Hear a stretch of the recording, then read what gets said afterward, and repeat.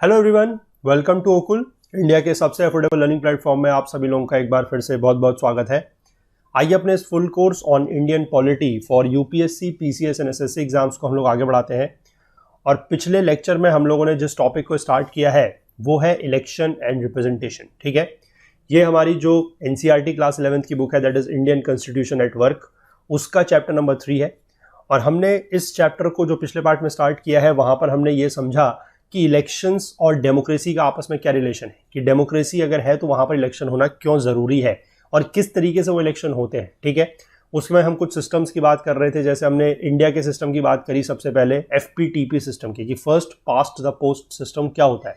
ठीक है, और हमने एक चीज ये भी समझी कि इस सिस्टम में एक कमी या एक खामियां जो हमें लग रहा था कि है, वो ये है कि यहाँ पर भले ही वोट शेयर किसी भी कैंडिडेट का या किसी भी पार्टी का वोट शेयर भले ही कम हो, लेकिन हो सकता है कि वो इलेक्शन में जीत जाए।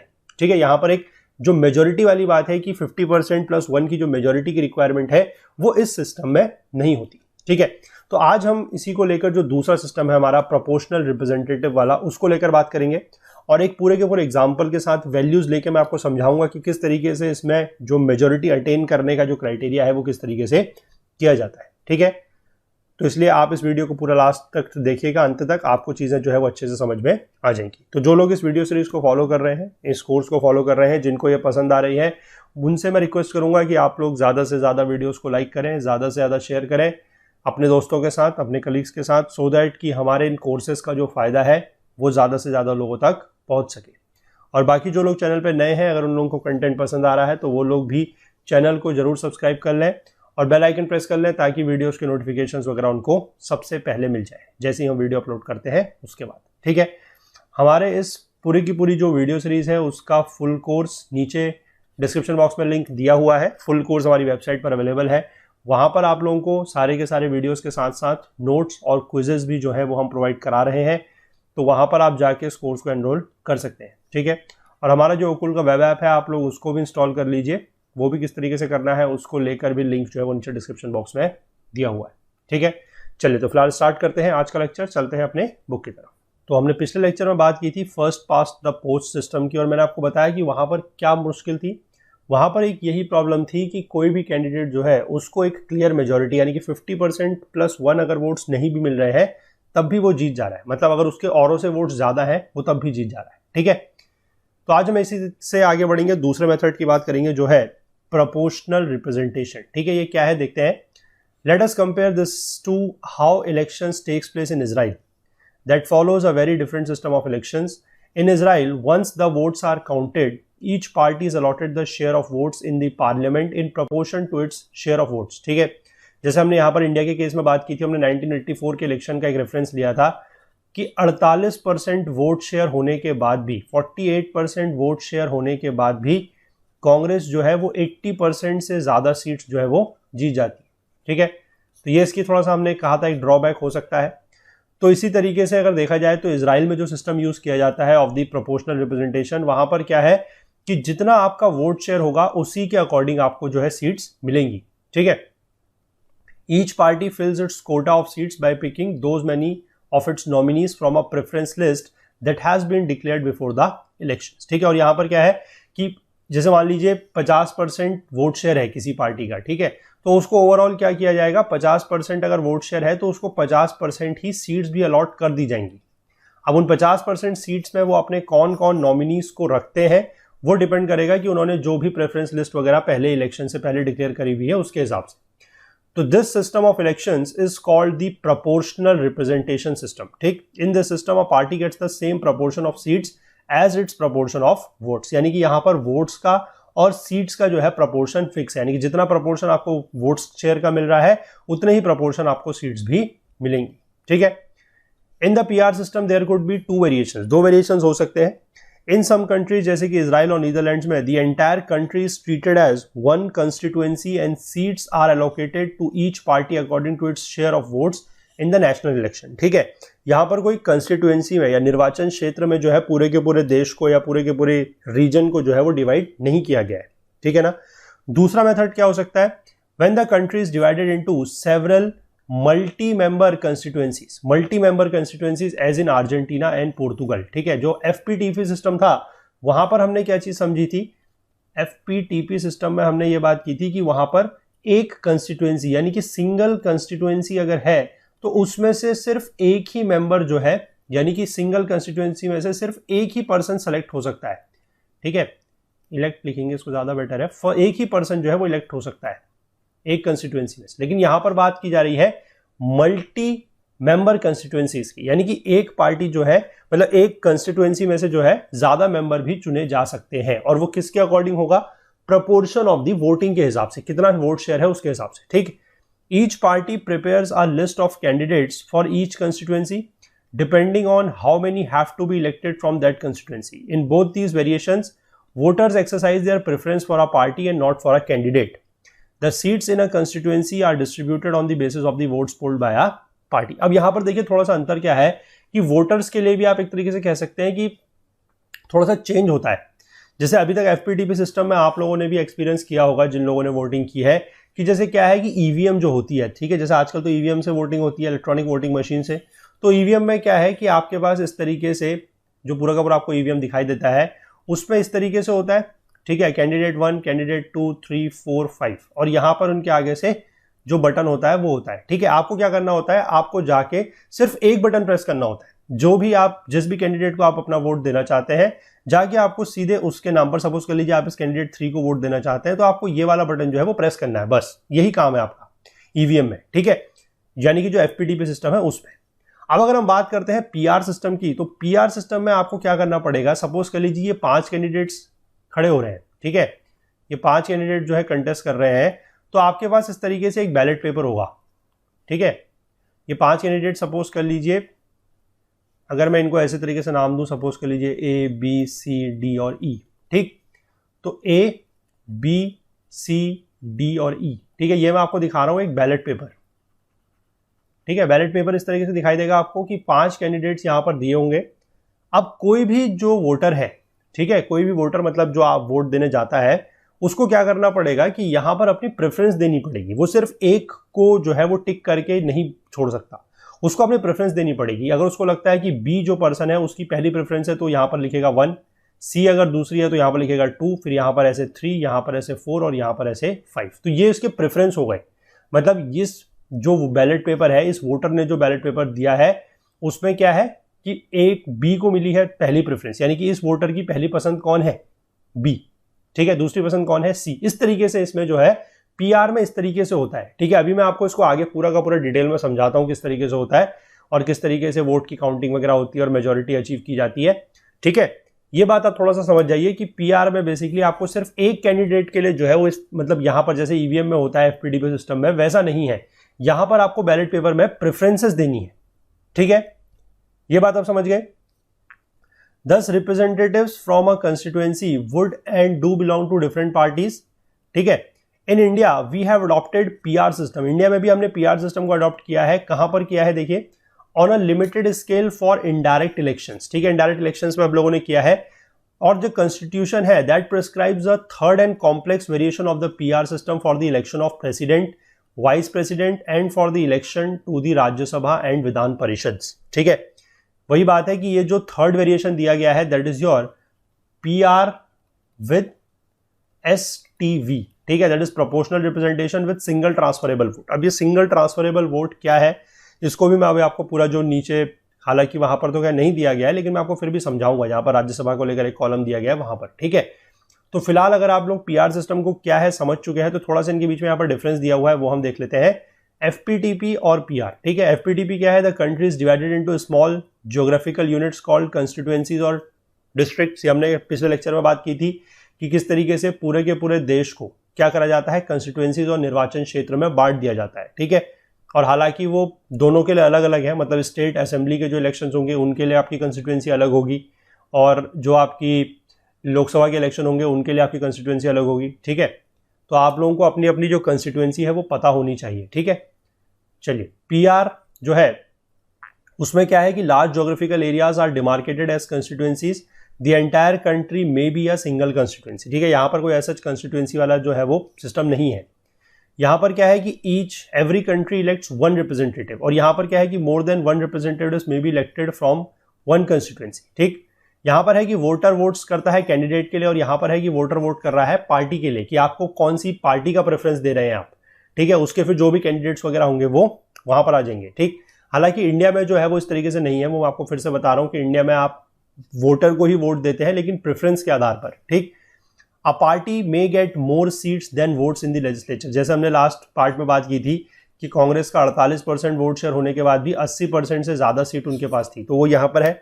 और यहाँ पर क्या लिखा गया है कि हर पार्टी को जो है उतनी ही सीट्स मिलती है लेजिस्लेचर में जितना उसका वोट का परसेंटेज है। ठीक है, in proportion to the percentage of votes. ठीक, कैंडिडेट जो यहाँ पर जीतता है उसको जरूरी नहीं है कि 50% प्लस 1 की मेजोरिटी से वोट्स मिले हों। ठीक है, हमने बात की थी कि जितने ज्यादा नंबर ऑफ कैंडिडेट्स अगर इलेक्शन में लड़ रहे हैं उतने ही कम परसेंटेज ऑफ वोट्स लेके भी वो जीत सकते हैं। ठीक है, और यहाँ पर क्या है, पीआर में बेसिकली ये होता है कि जीतता वही है जिसको मेजोरिटी ऑफ द वोट्स मिलते हैं, यानी कि 50% ऑफ द वन जो है वो जब तक नहीं मिलेंगे तब तक वो कैंडिडेट नहीं जीतेगा। ठीक है, एग्जाम्पल ये कहाँ पर यूज होता है, यूके में है यानी कि ब्रिटेन में है, इंडिया में भी है।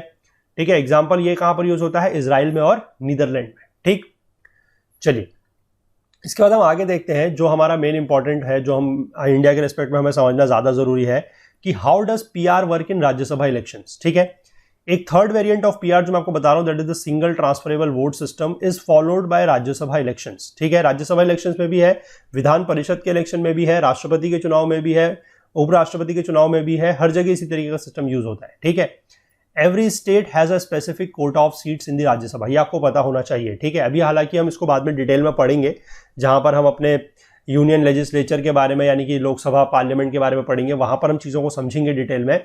लेकिन फिर भी आपको ये पता होना चाहिए कि राज्यसभा का क्या है कि हर राज्य के लिए नंबर ऑफ सीट्स बिल्कुल फिक्स है और आपको अपने राज्य की स्पेसिफिकली जो है वो पता होनी चाहिए। ठीक है, तो चलिए आप मुझे नीचे कमेंट सेक्शन में बताएंगे कि maximum Rajya Sabha seats, maximum RS seats किस राज्य की है। ठीक है, मिनिमम तो मत बताइएगा क्योंकि मिनिमम तो बहुत सारी है, और आप बताइएगा कि आपके स्टेट की कितनी है। ठीक है, योर स्टेट। ठीक, ये दो जवाब आप मुझे नीचे कमेंट सेक्शन में बताएंगे कि किस स्टेट की मैक्सिमम राज्यसभा सीट्स है और आपके स्टेट की राज्यसभा सीट्स कितनी है। ठीक है, क्योंकि हर राज्य की जो है वो ज्यादा होती है, किसी की कम होती है, डिपेंडिंग अपॉन देयर पॉपुलेशन, कि कितनी उनकी पॉपुलेशन है उसके आधार पर जो है वो सीट्स फिक्स की गई है। ठीक है, जैसे मान लीजिए छोटे राज्य जो आपके स्पेसिफिकली नॉर्थ ईस्ट वाले राज्य हैं, सिक्किम, अरुणाचल, मणिपुर, यहां पर क्या है कि इन सब की सिर्फ एक एक सीट है राज्यसभा में। ठीक है, और बाकी राज्यों की जैसे बड़े राज्य जो है महाराष्ट्र है, उत्तर प्रदेश है, बिहार है, इनकी ज्यादा सीट्स है। ठीक है, तो आप मुझे बताएंगे कि मैक्सिमम कहां की है और आपके राज्य की कितनी है। ठीक है, चलिए आगे देखते हैं। The members are elected by the respective state legislative assemblies. अब ये ध्यान रखना है कि राज्यसभा का चुनाव में कौन पार्ट लेता है। राज्यसभा के चुनाव में आप और हम पार्ट नहीं लेते हैं, जो स्टेट लेजिस्लेटिव असेंबलीज यानी कि जो विधानसभा है, राज्यों की जो विधानसभा है, उनके जो इलेक्टेड मेंबर्स हैं, ठीक है, उनके जो इलेक्टेड मेंबर्स हैं वही इसमें पार्ट लेते हैं।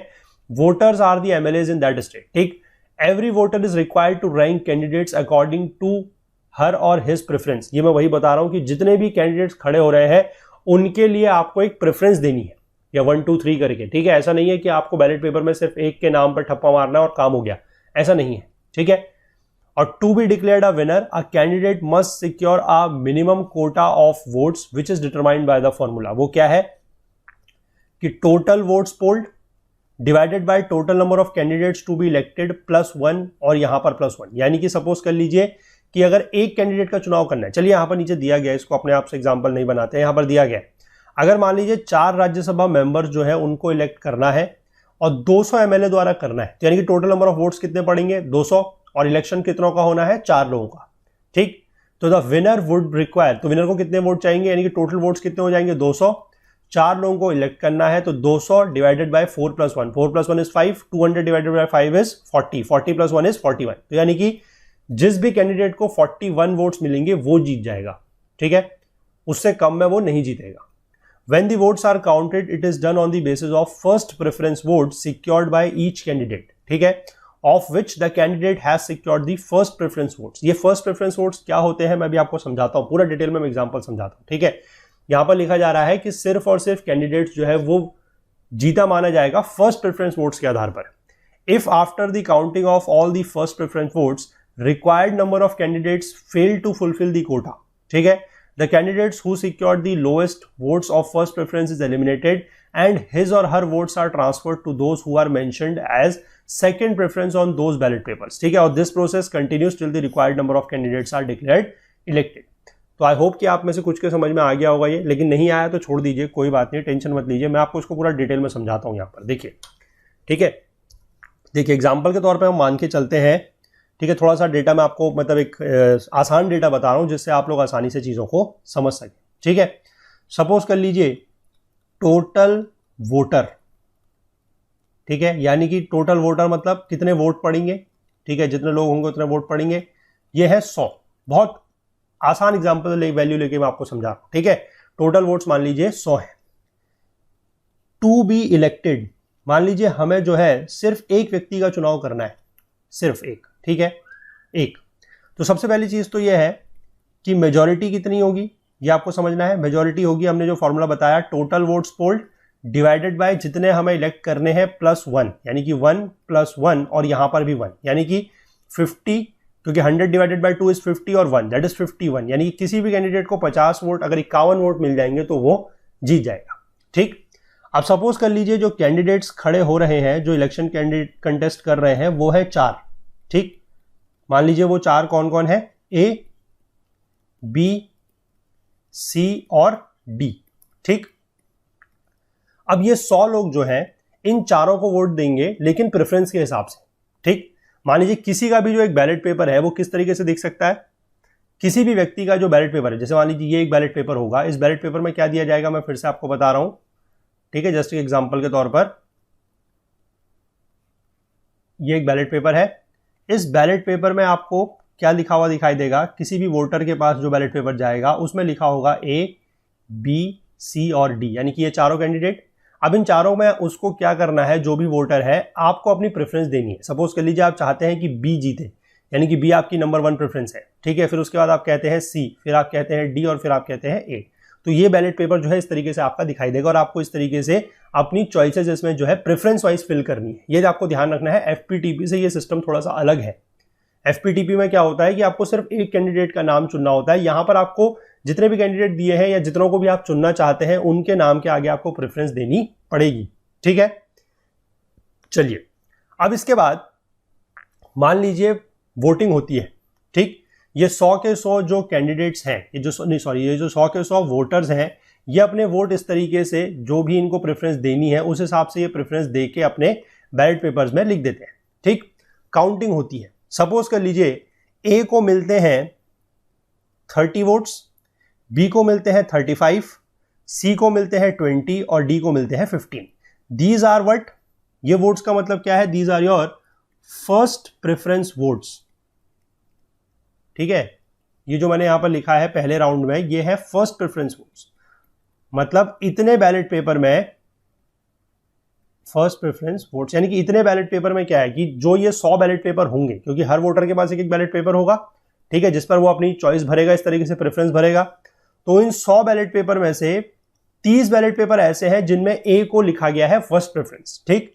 35 ऐसे हैं जिनको लिखा गया है B एज फर्स्ट प्रेफरेंस, 20 ऐसे हैं जिसमें C को लिखा गया है फर्स्ट प्रेफरेंस और D ऐसे हैं जिसमें 15 ऐसे हैं जिसमें D को लिखा गया है फर्स्ट प्रेफरेंस, ठीक। ये आप समझ गए, these are your first preference votes. अब आप देख सकते हैं कि फर्स्ट प्रेफरेंस वोट जो है हमें मेजॉरिटी चाहिए 51 की। 51 क्या किसी के पास भी है? नहीं है।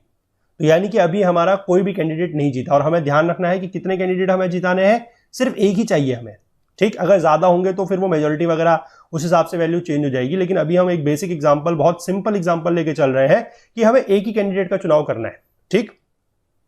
तो एक कैंडिडेट को चुनाव के लिए हमें पता है कि हमें 51 वोट्स चाहिए, 51, ठीक है। लेकिन क्या हमारे पास 51 वोट्स हैं? नहीं है, हमारे पास मैक्सिमम कितना है? 35।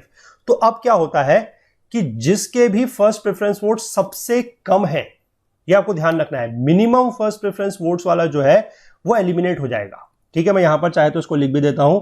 इस प्रोसेस के बाद क्या होगा कि जिसके मिनिमम फर्स्ट प्रेफरेंस वोट्स हैं, ठीक है, या फिर इसको ऐसे लिख देते हैं, कैंडिडेट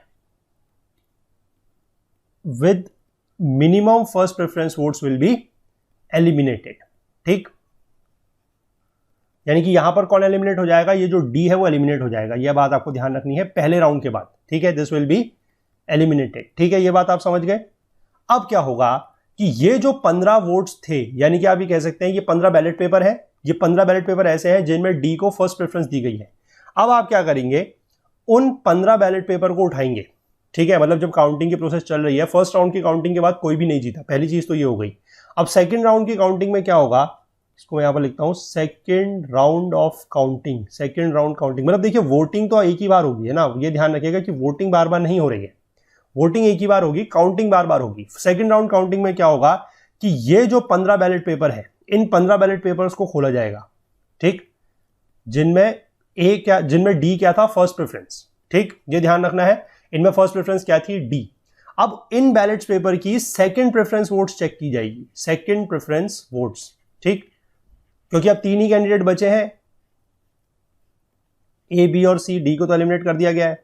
ठीक है, तो अब जो सेकंड प्रेफरेंस वोट्स के आधार पर मान लीजिए इन 15 बैलेट पेपर में सेकंड प्रेफरेंस वोट ऐसी है कि ये 5, ये 6 और ये 4, ये सेकंड प्रेफरेंस वोट्स हैं, ये ध्यान रखना है आपको। ठीक है, ये 15 बैलेट पेपर हो गए, तो 15 बैलेट पेपर में A1 जो प्रेफरेंस है वो तो 15 लोगों ने डी को दी है, अब बाकी इन 15 ने सेकंड प्रेफरेंस भी तो किसी को दी होगी, तो सेकंड प्रेफरेंस मान लीजिए 5 बैलेट पेपर में ए को है, 6 बैलेट पेपर में बी को है और 4 बैलेट पेपर में सी को है। ठीक, अब ये 5, 6 और 4 जो है ये यहां पर ट्रांसफर होंगे इन केसेस में।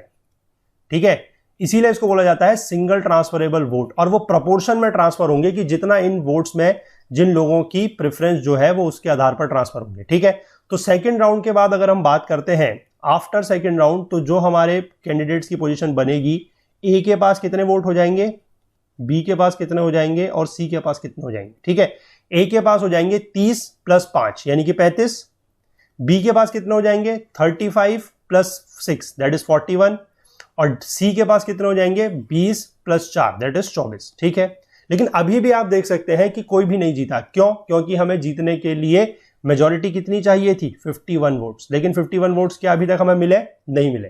तो फिर से यही प्रोसेस जो है वो रिपीट होगा, और अब क्या होगा कि ये जो 24 वोट्स हैं सी के, सी एलिमिनेट होगा क्योंकि सी के सबसे कम है वोट्स, तो सी के ये 24 वोट जो है वो एलिमिनेट हो जाएंगे। ठीक है, सी एलिमिनेट हो जाएगा, ये ध्यान रखेंगे आप। और ये जो 24 बैलेट पेपर हैं, ये वाले जो 24 बैलेट पेपर्स हैं, इन 24 बैलेट पेपर्स में अब क्या किया जाएगा, हम सेकंड प्रेफरेंस वोट का यूज तो पहले ही कर चुके हैं, अब हम यूज करेंगे थर्ड प्रेफरेंस वोट्स का। ठीक, थर्ड प्रेफरेंस वोट्स का, और इन 24 बैलेट पेपर पे करेंगे। तो मान लीजिए उन 24 बैलेट पेपर में जो थर्ड प्रेफरेंस वोट है वो ए को गए होंगे कुछ, और कुछ गए होंगे बी को। ठीक, मान लीजिए ए को मिले हैं 10 और बी को मिले हैं 14, इन 24 में से मैं बात कर रहा हूं थर्ड प्रेफरेंस वोट्स की, आपको ध्यान रखना है। ठीक, तो यानी कि इस तरीके से आप कह सकते हैं कि यहां पर हमारा चल रहा है थर्ड राउंड ऑफ काउंटिंग। ठीक है, कि थर्ड राउंड ऑफ काउंटिंग में हमने क्या करा, थर्ड प्रेफरेंस वोट्स देखे, किनके, ये जो सी एलिमिनेट हुआ है उसके 24 बैलेट पेपर के, उसमें से मान लीजिए 10 मिले हैं ए को, 14 मिले हैं बी को, तो फिर ये जो है ये वापस से ऐड हो जाएंगे अब इधर। ठीक है, ये 10 ऐड हो जाएंगे इधर, और ये जो 14 ऐड है ये हो जाएंगे इधर। ठीक है, तो अब आप समझ सकते हैं कि इसके बाद जो फाइनल निकल के आएगा, अब हमारे पास सिर्फ 2 ही कैंडिडेट रह गए हैं, ए और बी। ए के पास कितने वोट हो गए हैं 35 + 10 दैट इज 45, और बी के पास कितने हो गए हैं 41 + 14 दैट इज 55। तो 55 आप देख सकते हैं, this is clearly greater than 51। तो विजेता कौन बन जाएगा, विजेता बन जाएगा B, B will be the clear winner. ठीक है, और बी जो है क्लियर विनर बन गया, तो बी के सर पे इस तरीके से ताज जो है वो सज जाएगा। ठीक है, ये बात आप समझ गए कि किस तरीके से जो PR विद STV चलता है वो इस तरीके से चलता है। ठीक, जो हमारा इलेक्शन होता है राष्ट्रपति का, उसमें भी पूरा का पूरा सिस्टम जो है यही है, ये आपको समझना है, पूरा सिस्टम यही है। वहां पर बस सिर्फ और सिर्फ जो चीज मैंने आपको यहां पर 100 वोट्स लेकर समझाई है, वहां पर उसमें क्या है कि जो MPs और MLAs जो इलेक्टोरल कॉलेज को कंस्टिट्यूट करते हैं, वहां पर उनका थोड़ा सा जो है मतलब एक वोट का काउंट आता है कि किस तरीके से किस MLA के वोट की वैल्यू कितनी है, किस MP के वोट की वैल्यू कितनी है, वो मैं आपको जहां पर प्रेसिडेंट इलेक्शन हम लोग पढ़ेंगे वहां पर समझाऊंगा। ठीक है, लेकिन आप इस मेथड को जरूर याद रखिएगा, क्योंकि वहां पर हम एक बार फिर से थोड़ा सा बड़ी वैल्यू को लेकर एक बार एग्जांपल और देखेंगे। यहां पर हम लोगों ने जो है सिर्फ 100 वोट को लेकर बात की है, वहां पर हम लोग हो सकता है कि 1000 या 10,000 वोट को लेकर एक बार कैलकुलेशन फिर से करेंगे। ठीक, और वहां पर मैं आपको जो है ये भी बता दूंगा कि किस तरीके से एमपी और एमएलए की वोट का जो वैल्यू है वो काउंट करते हैं। ठीक, हालांकि यहां पर आपको फिलहाल ये समझ में आ गया होगा कि किस तरीके से पूरा का पूरा ये प्रोसीजर जो है वो चलता है। ठीक है ना, आगे बढ़ते हैं।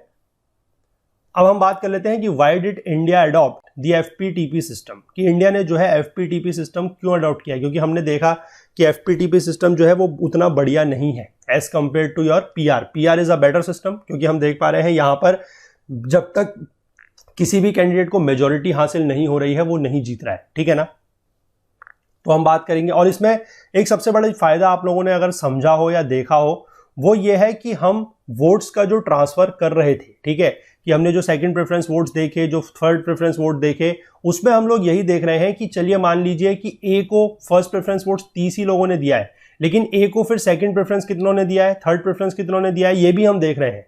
मतलब आप एक तरीके से कह सकते हैं कि आपकी पहली पसंद कौन है। अच्छा, आपकी अगर पहली पसंद नहीं जीत सकती है तो फिर आपकी दूसरी पसंद कौन है, फिर आपकी दूसरी पसंद नहीं जीत सकती है तो आपकी तीसरी पसंद कौन है। तो इस तरीके से ज्यादा जो पॉपुलर पर्सन है वही जीत रहा है, क्योंकि एफपीटीपी में हमने सबसे बड़ी बात यही समझी थी कि अगर कोई व्यक्ति मान लीजिए 30% वोट लेके जीत गया तो बाकी जिन 70% लोगों ने वोट दिया है उसका क्या होगा, वो 70% की तो कोई रिप्रेजेंटेशन आई नहीं। ठीक है, 10 में से 7 लोग तो यही कहेंगे कि मैंने तो इस नेता को चुना ही नहीं है। ये बात होगी जरूर, लेकिन यहां पर ऐसा नहीं है। यहां पर सबसे बड़ी बात यह है कि अगर 100 लोग ये कह रहे हैं कि मेरी पहली पसंद, मतलब 100 में से 15 लोग ये कहते थे कि मेरी पहली पसंद डी है, ठीक, तो उनकी कोई दूसरी पसंद भी होगी, उनकी कोई तीसरी पसंद भी होगी। तो इसीलिए उनके जो 15 वोट हटे हैं उनकी फिर पहली पसंद तो नहीं जीत पाई। ठीक है, तो दूसरी पसंद उनकी क्या है, फिर वहां जाएंगे। अगर दूसरी भी नहीं जीत पाती है तो फिर तीसरी क्या है, वहां जाएंगे। मतलब उन्होंने इसीलिए प्रेफरेंस दी हुई है कि आपका किस प्रेफरेंस पर हम लोग जाके देखेंगे और उसके हिसाब से जो है वो फाइनल रिजल्ट आएगा। ठीक है, ये इसका एक बहुत बड़ा फायदा है एफपीटीपी से कंपेयर अगर हम इसको करें तो। एफपीटीपी में ये चीज नहीं है। मैंने वही बताया कि अगर 30% वोट लेके कोई जीत रहा है तो इसका मतलब बाकी 70% लोग तो फिर यही बोलेंगे ना कि इस नेता को हमने तो चुना ही नहीं है, ठीक है, हम क्यों इसकी बात माने, या ये क्यों हमारे लिए काम करेगा। ये सारी चीजें इस तरीके की फीलिंग्स वगैरह आती हैं। तो उसी चीज को दूर करने के लिए अगर देखा जाए तो पीआर सिस्टम जो है वो कंपेरेटिवली काफी बढ़िया है। तो लेकिन फिर ये सवाल पैदा हो रहा है और यहां पर यही चीज पूछी भी जा रही है कि अगर हम देख रहे हैं कि पीआर सिस्टम ज्यादा है और हम ज्यादा बढ़िया है तो फिर हमने एफपीटीपी सिस्टम को क्यों लिया हुआ है। हमने पीआर सिस्टम को यूज कर रहे हैं हम लोग कुछ छोटे स्तर के इलेक्शंस में, यानी कि जो इनडायरेक्ट इलेक्शन होते हैं उस पे।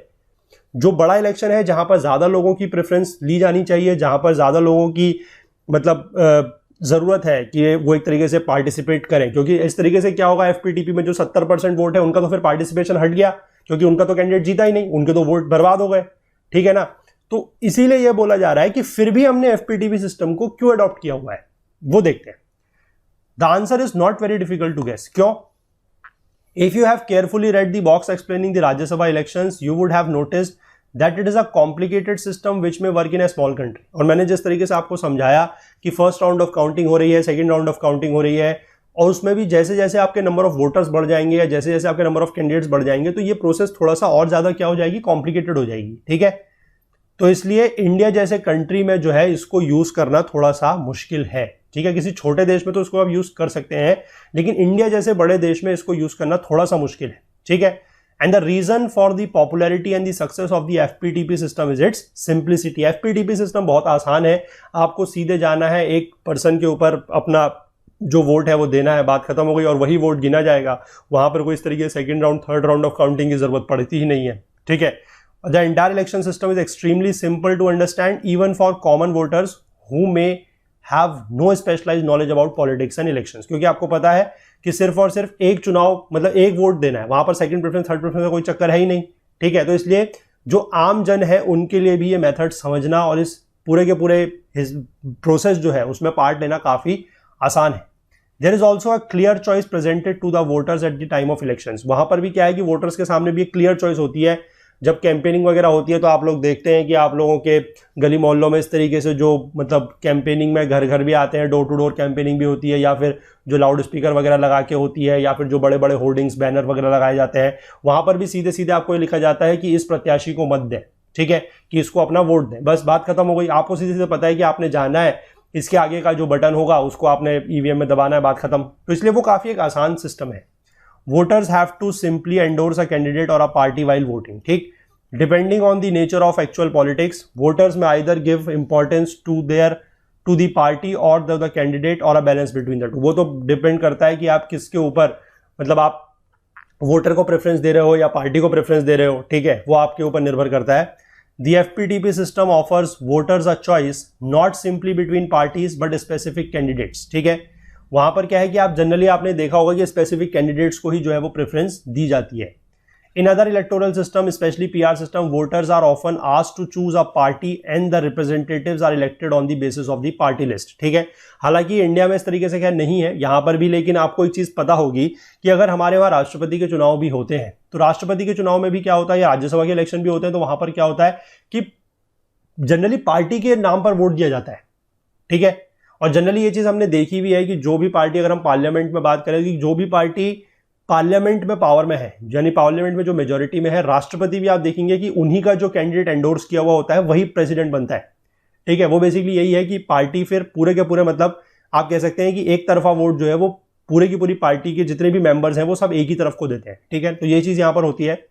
As a result there is no one representative who represents and is responsible for one locality, ठीक है। अगर इस तरीके का चीज होगी कि अगर आप किसी पार्टी के नाम पर वोट दे रहे हैं, आपको कैंडिडेट नहीं पता, आप पार्टी के नाम पर वोट दे रहे हैं, तो फिर कोई भी ऐसा पर्सन जो है वो हेल्ड रिस्पॉन्सिबल नहीं माना जा सकता। यानी कि आप किस व्यक्ति को बोलेंगे कि आप हमारे क्षेत्र के विकास के लिए रिस्पॉन्सिबल है, क्योंकि कोई कैंडिडेट का नाम तो पता है नहीं, ठीक है। In constituency based system like FPTP system में क्या है कि voter know who their own representative is and can hold him or her accountable. यानी कि अब आपको पता है कि मान लीजिए आपके क्षेत्र में कोई विधायक का चुनाव लड़ रहा है, ठीक है, तो आपको पता है कि हमारे क्षेत्र में ये विधायक के जो चुनाव में खड़े हो रहे हैं, पार्ट ले रहे हैं, आपने किसको वोट दिया, अगर आपका जो भी कैंडिडेट है या जो भी व्यक्ति विधायक आपके क्षेत्र का बनता है, तो आपको पता है कि ये क्या है, ये आपके क्षेत्र का रिप्रेजेंटेटिव है, प्रतिनिधि है। और दूसरी चीज ये है कि अगर आपको कोई भी समस्या होती है तो आप जाके उस व्यक्ति को पूछ सकते हैं, उस व्यक्ति से बात कर सकते हैं, वो आपके क्षेत्र के विकास के लिए अकाउंटेबल है। तो ये इसमें फायदा है, ठीक है, एफपीटीपी में। More importantly, the makers of our constitution also felt that PR-based election may not be suitable for giving a stable government in a parliamentary system, ठीक है, क्योंकि पार्लियामेंट्री सिस्टम इंडिया में है। आपको पता है कि पार्लियामेंट्री सिस्टम में क्या होता है, हालांकि यहां पर लिखा जा रहा है कि पार्लियामेंट्री सिस्टम को हम अगले चैप्टर में पढ़ेंगे, क्योंकि वो इसका अगला चैप्टर ही है जहां पर एग्जीक्यूटिव की बात की गई है। लेकिन हम लोगों को पता है कि पार्लियामेंट्री सिस्टम में जो एग्जीक्यूटिव होता है, एग्जीक्यूटिव क्या है, executive is responsible to the legislature. और हमने बात की थी कि जो लेजिस्लेचर होता है उसी में से कुछ पर्संस जो है वो एग्जीक्यूटिव का पार्ट होते हैं, ठीक है। यानी कि लेजिस्लेचर कौन हो गए, मान लीजिए एमपीज, और उसमें से एग्जीक्यूटिव कौन है, जो गवर्नमेंट है वो, ठीक। तो गवर्नमेंट कहां से बन के आएगी, जो लेजिस्लेचर है उन्हीं में से बन के आएगी। तो वो चीज यहां पर बताई गई है कि पीआर का जो सिस्टम है, क्योंकि पीआर सिस्टम में थोड़ा सा इस तरीके की चीजें हैं कि वो पार्लियामेंट्री सिस्टम में अच्छे से काम नहीं कर पाएगी। This system require that the executive has majority in the legislature. ये तो पीआर पार्लियामेंट्री सिस्टम की बात है, ठीक है। You will notice that the PR system may not produce a clear majority because seats in the legislature would be divided on the basis of the share of votes, ठीक है। वहां पर यह चीज जरूरी है, क्योंकि पार्लियामेंट्री सिस्टम में क्या है कि क्लियर मेजॉरिटी होना जरूरी है। किसी एक पार्टी की क्लियर मेजॉरिटी या कोलिजन गवर्नमेंट की क्लियर मेजॉरिटी होना लेकिन जरूरी है। लेकिन पीआर सिस्टम में हम लोग वही बात समझते आए हैं कि जो सीट्स का बंटवारा है वो प्रोपोर्शन ऑफ दी वोट्स के आधार पर होगा, ठीक है। वहां पर जरूरी नहीं है कि किसी पार्टी को अगर 50% वोट मिले हैं तो उसके बाद 80% सीट हो, ऐसा जरूरी नहीं है, ठीक है। वहां पर क्या होगा कि अगर आपके पास 40% या 50% का वोट शेयर है तो आपको उतनी ही सीट्स मिलेंगी, वो सिस्टम ऐसा ही है, ठीक है। The FPTP system generally gives the largest party or the coalition some extra bonus seats more than their share of votes would allow. ये हमने बात समझी भी है 1984 के इलेक्शंस में, ठीक है ना। आगे देखते हैं। Thus, this system makes it possible for parliamentary government to function smoothly and effectively by facilitating the formation of a stable government, क्योंकि अगर मेजोरिटी वगैरह होगी तो स्टेबल गवर्नमेंट फिर अपने आप बन जाएगी, ठीक है। Finally the FPTP system under encourages voters from different social groups to come together to win an election in a locality, ठीक है। उसमें क्या हो सकता है कि काफी सारे लोग जो है डिफरेंट सोशल ग्रुप्स के, यानी कि अलग अलग सामाजिक ग्रुप के लोग जो है वो आ सकते हैं, किसी भी लोकेलिटी से चुनाव लड़ सकते हैं। In a diverse country like India, a PR system would encourage each community to form its own nationwide party. This may also have been at the back of the mind of our constitution makers. तो वहां पर क्या हो सकता है PR system में, क्योंकि हमने बात करी कि जनरली वहां पर क्या हो रहा है कि एक पार्टी बेस्ड सिस्टम है, ठीक है। तो पीआर सिस्टम क्या करेगा कि हर कम्युनिटी को वो ये एनकरेज करेगा कि वो अपनी एक नेशन वाइड पार्टी बना ले, ठीक है। तो इसीलिए ये चीज़ भी हो सकता है कि कॉन्स्टिट्यूशन मेकर जो हमारे संविधान निर्माता थे उनके माइंड में रही हो। The experience of the working of the constitution has confirmed the expectation of the constitution makers.